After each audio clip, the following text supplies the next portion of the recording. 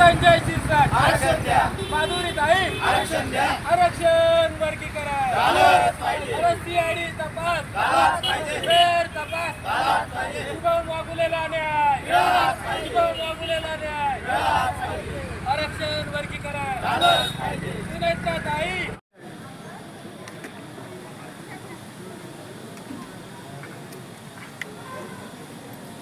मी विभागीय आयुक्त कार्यालयासमोर अभिषेक आंदोलन केलं आहे. काय मागणी आहे तुमची?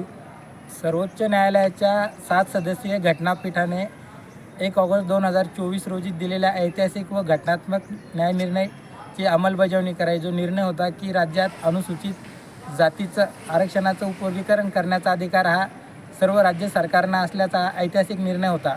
मात्र देशभरातील अनेक राज्यांनी त्याची अंमलबजावणी केली. मात्र महाराष्ट्रातील महाराष्ट्र सरकार ह्या आरक्षण उपवर्गीकरणाची अंमलबजावणी करण्याकडे चालढकल करत असल्यामुळे आज लहुप्रहार संघटनेच्या वतीनं हे नारळ अभिषेक आंदोलन करण्यात आलेलं आहे.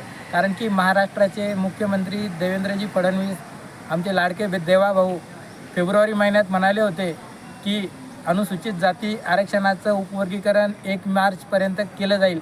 मात्र मागील 3 महिन्यात देवाभाऊला असं कोणतं संकट पडलं आहे की या आरक्षणाचं उपवर्गीकरण करण्याकडे दुर्लक्ष केलं जात आहे. आज देवाभाऊ रुष्ट झाले की काय असा प्रश्न पडल्याने आज लहुप्रहार संघटनेच्या वतीनं नारळ अभिषेक आंदोलन करण्यात आलेलं आहे.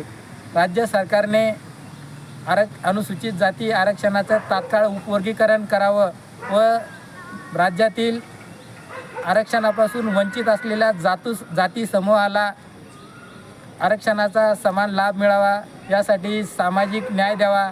सामाजिक न्याय दिनाचं औचित्य साधून आम्ही राज्य सरकारकडे ही मागणी करत आहोत. आता आरक्षण उपवर्गीकरणाच्या विरोधात सातत्यानं मोर्चे आंदोलन करत आहेत. ते 30 तारखेला पण मुंबईत भव्य असं आंदोलन ते मोर्चा काढणार आहे.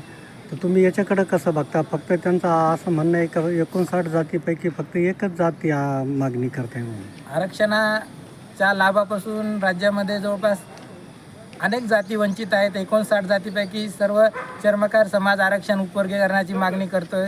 वाल्मिकी समाज आणि तत्सम जाती आरक्षण उपवर्गीकरणाची मागणी करत आहेत. मांगारुडी समाज आहे, मातंग समाजातील विविध तत्सम जाती असतील, चर्मकार समाजाच्या तत्सम जाती आहेत. या अनेकांचे निवेदनं आंदोलनं राज्यभरात चालू आहेत.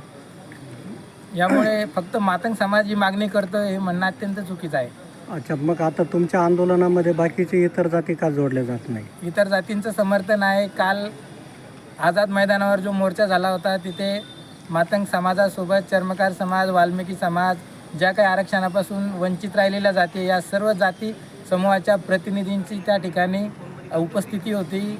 कालच मातंग समाजाचं मोठं आंदोलन आझाद मैदानावर झालेलं आहे. उपवर्गीकरणाचा निर्णयाची अंमलबजावणी करायला सरकार चालढकलपणा करते असं तुम्हाला वाटतंय का? हो, सरकार कोणत्या दबावात आहे ते कळत नाही. मात्र सरकारकडून या मागणीकडे थोडं दुर्लक्ष केलं जातं. काय आव्हान करणार तुम्ही सरकारला? सरकारला एकच आव्हान करणार आहोत की सरकारने जर आरक्षणाचं उपवर्गीकरण केलं नाही तर आज आम्ही फक्त नारळ अभिषेक करतोय. आमच्या हातात आज नारळ होते, आम्ही नारळ फोडून अभिषेक केला आहे. फक्त सरकारनं आमच्या हातात दगडगोटे उचलण्याची आम्हाला वेळ येऊ देऊ नये अशी आम्ही सरकारकडून अपेक्षा ठेवू. आपलं नाव? आज किती नारळाचा अभिषेक झाला? 11 नारळाचा अभिषेक करण्यात आलेला आहे. आपलं नाव? संतोष शंकरराव पवार, महाराष्ट्र प्रदेशाध्यक्ष लहुप्रहार.